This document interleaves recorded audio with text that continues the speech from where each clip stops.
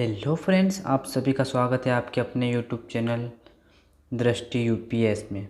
दोस्तों, आज हम आपके लिए लाए हैं सामान्य अध्ययन जीएस मेंस का जो क्वेश्चंस पेपर है 2019 का, वो हम लाए हैं, जो कि जीएस फोर्थ क्वेश्चन पेपर है, जो कि ये रहता है दोस्तों 3 घंटे का रहता है और 250 अंकों का रहता है। 250 अंकों का इसमें आपसे पूछा जाएगा, जो कि आपको लिखित में देने होंगे। इसमें 12 प्रश्न होते हैं, जो कि 2 खंडों में विभाजित किए हुए रहते हैं। हिंदी इंग्लिश में पेपर डिवाइड रहता है, हिंदी इंग्लिश दोनों भाषा में होता है ये, और सभी प्रश्न आपको अनिवार्य रूप से करना ही चाहिए।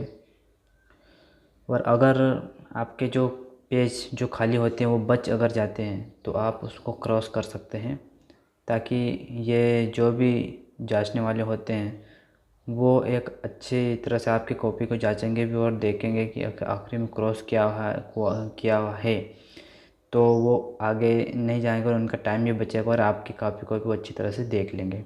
ये एक फ़ायदा मिलता है हमें। इसलिए अपनी जो राइटिंग होती है उसको सही तरीके से लिखना भी, और किन शब्दों में हमें उसको जिसको जो उत्तर पूछा गया है किन शब्दों में हमें उत्तर देना है, वो हमें सरल शब्दों में ही देना चाहिए ज़्यादा से ज़्यादा, ताकि जांचने वाले को भी समझ में आए और हमें वो अच्छे से अच्छे अंक वो दे पाए। तो चलिए देखते हैं कि 2019 में मेंस में क्या क्या पूछा गया है चौथे में, जीएस फोर्थ में।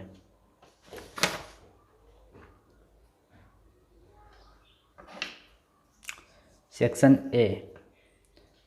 ए में पहला, सार्वजनिक जीवन के आधारित सिद्धांत क्या हैं? इनमें से किन्हीं 3 सिद्धांतों को उपयुक्त उदाहरणों के साथ स्पष्ट कीजिए, जो कि हमें 150 शब्दों में देना होता है। बी, लोक सेवक शब्द से आप क्या समझते हैं? लोक सेवक की प्रत्याशित भूमिका पर विचार कीजिए। दूसरा का है, लोक निधियों का प्रभावी उपयोग विकास के लक्ष्यों को प्राप्त करने हेतु निर्णायक है। लोक निधियों के अल्प उपयोग एवं दुरुपयोग के कारणों का समालोचनात्मक परीक्षण करते हुए उनके निहितार्थों की समीक्षा कीजिए। बी, लोक सेवक द्वारा अपने कर्तव्य का अनिष्पादन भ्रष्टाचार का एक रूप है। क्या आप इस विचार से सहमत हैं? अपने उत्तर की तर्कसंगत व्याख्या करिए। तीसरा का ए, संवैधानिक नैतिकता से आप क्या समझते हैं? संवैधानिक नैतिकता का अनुसरण कोई किस प्रकार करता है? बी, अंतःकरण का संकट का क्या अभिप्राय है? सार्वजनिक अधिकार क्षेत्र में यह किस प्रकार अभिव्यक्त होता है? तो इस प्रकार से ये क्वेश्चंस जो होते हैं पूछे जाते हैं, हमें अपने हिसाब से लिखना चाहिए और सरल शब्दों में लिखना चाहिए तो बेहतर ही होगा। आगे बढ़ते हैं चौथा का ए, नागरिकों के अधिकार पत्र चार्टर आंदोलन के मूलभूत सिद्धांतों को स्पष्ट कीजिए और इसके महत्व को उजागर कीजिए। बी, एक विचार यह है कि शासकीय गुप्त बात अधिनियम सूचना के अधिकार अधिनियम के क्रियान्वयन से बाधा है। क्या आप इस विचार से सहमत हैं? विवेचना कीजिए। ए, पांचवा का ए आएगा, शासन में सत्यनिष्ठा से आप क्या समझते हैं? इस शब्द की आपकी अपनी समझ के आधार पर सरकार में सत्यनिष्ठा को सुनिश्चित करने के उपाय सुझाइए। पांचवा का बी, संवेगात्मक बुद्धि आपके अपने संवेदों से आपके विरुद्ध कार्य करने के बजाय आपके लिए कार्य करवाने का सामर्थ्य है। क्या आप इस विचार से सहमत हैं? विवेचना कीजिए। छठा, निम्नलिखित में से प्रत्येक उदाहरण के आपके लिए क्या मायने हैं? ए, एक अपरीक्षित जीवन जीने योग्य नहीं है, सुकरात। बी, व्यक्ति और कुछ नहीं केवल अपने विचारों का उत्पाद होता है, वह जो सोचता है वही बन जाता है, एस के गांधी। छठा सी, जहाँ हृदय में शुचिता है वहाँ चरित्र में सुंदरता है। जब चरित्र में सौंदर्य है तब घर में समरसता है, जब घर में समरसता है तब राष्ट्र में सुव्यवस्था है, जब राष्ट्र में सुव्यवस्था है तब विश्व में शांति है। एपीजे अब्दुल कलाम साहब।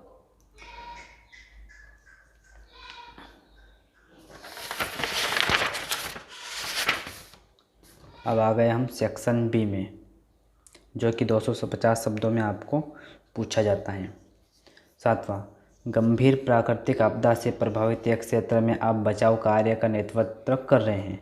हजारों लोग बेघर हो गए हैं और भोजन, पेयजल, अन्य मूलभूत सुविधाओं से वंचित हो गए हैं। मूसलाधार वर्षा में आपूर्ति मार्गों के क्षतिग्रस्त होने से बचाव कार्य बाधित हो गया है। विलंबित और सीमित राहत कार्य से स्थानीय लोग बहुत क्रोधित हैं। जब आपका दल प्रभावित क्षेत्र में पहुंचता है तब लोग दल के कुछ सदस्यों पर हमला बोल देते हैं, यहाँ तक कि उनकी पिटाई भी कर देते हैं। आपके दल का एक सदस्य गंभीर रूप से घायल भी हो जाता है। संकट की इस स्थिति में दल के कुछ सदस्य अपने जीवन को खतरे के डर से आपसे आग्रह करते हैं कि बचाव कार्य रोक दिया जाए। इन विषम परिस्थितियों में आपकी क्या अनुक्रिया होगी? इस एक लोक सेवक के उन गुणों का परीक्षण कीजिए जो ऐसी स्थिति को संभालने के लिए आवश्यक होंगे। तो दोस्तों ज़्यादा से ज़्यादा शब्दों में इनको लिखने की कोशिश 250 में ही समेटना चाहिए। लेकिन एक बात यह है कि जो ये पूछा गया है ये हमारे जीवन से मिलता जुलता भी है, क्योंकि ये अक्सर हमारे भौतिक जीवन में होती ही रहती हैं। तो इस हिसाब से हमें लगता है कि कोई भी व्यक्ति इसको सही शब्दों में लिख सकता है। 8वां, ईमानदारी और सच्चाई एक सिविल सेवक के प्रमाणक है। इन गुणों से युक्त सिविल सेवक किसी भी सुदृढ़ संगठन के मेरुदंड माने जाते हैं। कर्तव्य निर्वहन के दौरान वे विभिन्न निर्णय लेते हैं। कभी कभी इनमें से कुछ निर्णय सद्भाविक भूल बन जाते हैं। जब तक ऐसे निर्णय जानबूझकर नहीं लिए जाते और व्यक्तिगत लाभ प्रदान नहीं करते हैं तब तक अधिकारी को दोषी नहीं कहा जा सकता है। यद्यपि कभी कभी ऐसे निर्णयों के दीर्घावधि में अप्रत्याशित प्रतिकूल परिणाम उत्पन्न हो सकते हैं। अभी हाल में कुछ उदाहरण सामने आए हैं जिनमें सिविल सेवकों के सद्भाविक भूलों के लिए आलिप्त किया गया है, उन्हें अक्सर अभियोजित और बंधित भी किया गया है। इन प्रकरणों के कारण सिविल सेवकों की नैतिक रचना को अत्यधिक क्षति पहुंचती है। यह प्रवृत्ति लोक सेवाओं के कार्य निष्पादन को किस तरह प्रभावित कर रही है, यह सुनिश्चित करने के लिए कि ईमानदार सिविल सेवक सद्भाविक भूलों के लिए आलिप्त नहीं किए जाएं, क्या उपाय किए जा सकते हैं? तर्कसंगत उत्तर दीजिए। तो ये भी 250 शब्दों में आपसे पूछा गया है। अब आ गया 9वां, बड़ी संख्या में महिला कर्मचारियों वाली एक परिधान उत्पादक कंपनी के अनेक कारणों से विक्रय में गिरावट आ रही थी। कंपनी ने एक प्रतिष्ठित विपणन अधिकारी को नियुक्त किया जिसने अल्पावधि में ही विक्रय की मात्रा को बढ़ा दिया, लेकिन उस अधिकारी के विरुद्ध कार्यस्थल पर यौन उत्पीड़न में लिप्त होने की कुछ अपुष्ट शिकायतें सामने आईं। कुछ समय पश्चात एक महिला कर्मचारी ने कंपनी के प्रबंधन की विपणन अधिकारी के विरुद्ध यौन उत्पीड़न की औपचारिक शिकायत दायर की। अपनी शिकायत के प्रति कंपनी के संज्ञान लेने में उदासीनता को देखते हुए महिला कर्मी ने पुलिस में प्राथमिकी दर्ज की।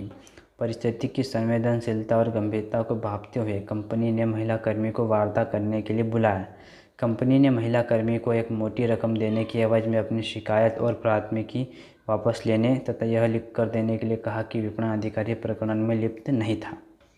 इस प्रकरण में निहित नैतिक मुद्दों की विवेचना कीजिए और महिला कर्मी के सामने कौन कौन से विकल्प उपलब्ध हैं यह भी आपको लिखना है, जो कि 250 शब्दों में समेटना है।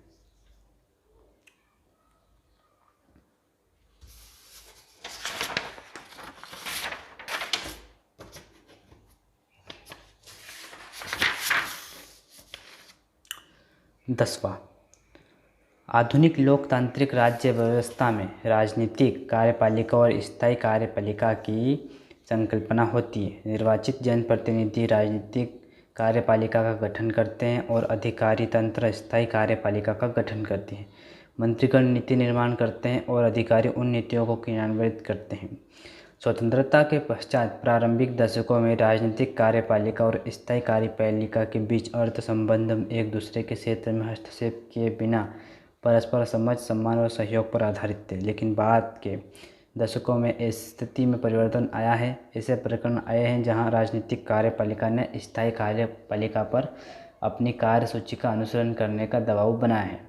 सत्यनिष्ठ अधिकारियों के प्रति सम्मान और सराहना में गिरावट आई है। इस प्रवृत्ति में उत्तरोत्तर वृद्धि हुई है कि राजनीतिक कार्यपालिका में नैतिक प्रशासनिक प्रसंगों में जैसे कि स्थानांतरण, प्रस्थापन आदि में अंतर्ग्रस्त होने की प्रवृत्ति बढ़ती जा रही है। इस परिदृश्य में अधिकारी तंत्र के राजनीतिकरण की ओर एक निश्चित प्रवृत्ति है। सामाजिक जीवन में बढ़ती भौतिकवाद और संघर्षवृत्ति ने राजनीतिक कार्यपालिका और स्थायी कार्यपालिका पर प्रतिकूल प्रभाव डाला है।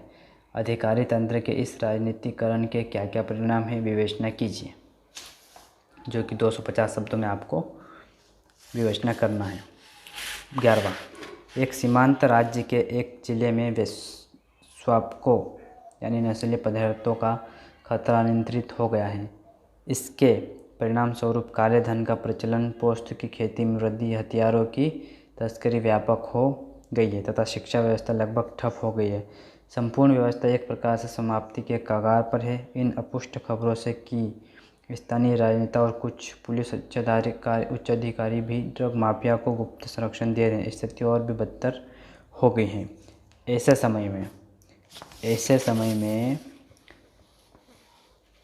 परिस्थिति को सामान्य करने के लिए एक महिला पुलिस अधिकारी, जो ऐसी स्थिति से निपटने के लिए अपने कौशल के लिए जानी जाती हैं, को पुलिस अधीक्षक के पद पर नियुक्त किया जाता है। यदि आप वही पुलिस अधिकारी हैं तो संकट के विभिन्न आयामों को चिन्हित कीजिए, अपनी समझ के अनुसार संकट का सामना करने के उपाय भी सुझाइए।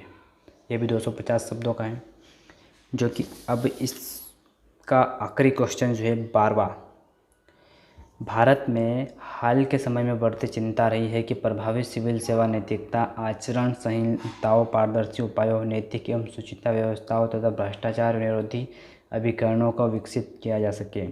इस परिप्रेक्ष्य में 3 विशिष्ट क्षेत्रों पर ध्यान देने की आवश्यकता को महसूस किया जा रहा है, जो सिविल सेवाओं में सुचिता और नैतिकता को आत्मसात करने हेतु प्रत्यक्ष रूप से प्रासंगिक है।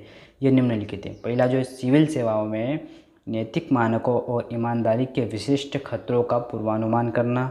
दूसरा, सिविल सैनिकों की नैतिकता क्षमता को सशक्त करना। और तीसरा है, सिविल सेवाओं में नैतिक मूल्यों और ईमानदारी की अभिवृद्धि के लिए प्रशासनिक प्रक्रियाओं एवं प्रथाओं का विकास करना। उपरोक्त 3 मुद्दों का हल निकालने के लिए संस्थागत उपाय सुझाइए। तो ये भी दोस्तों 250 शब्दों का है।